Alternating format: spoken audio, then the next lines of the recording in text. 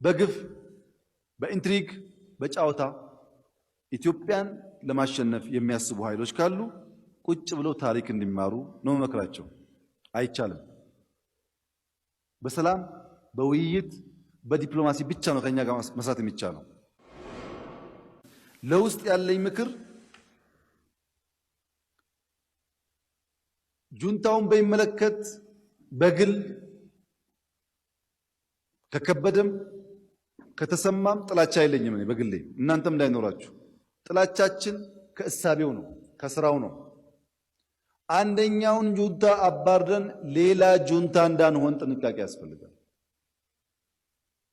ይሄ ጁንታ ነው አማራ፣ ኦሮሞ፣ ትግሬ ምናምን እያለ በዘር ያባላል። በዘር የምንጠላ ከሆን እኛም ጁንታዎች ነን ማለት ነው። ስለዚህ የትግራይ ተወላጆች በትግራይም ይሁኑ ከትግራይ ውጭ ያሉ ከጁንታው ጋር ትስስር የሌላቸው ከሆኑ ኢትዮጵያዊ መሆናቸውን አምነን ማክበር መጠበቅ አለብን። ይህን ካላደረግን ቦታው ተጫዋቹ ይቀየራል እንጂ መጥፎ ድርጊቱ ቀጣይ ነው የሚሆነው።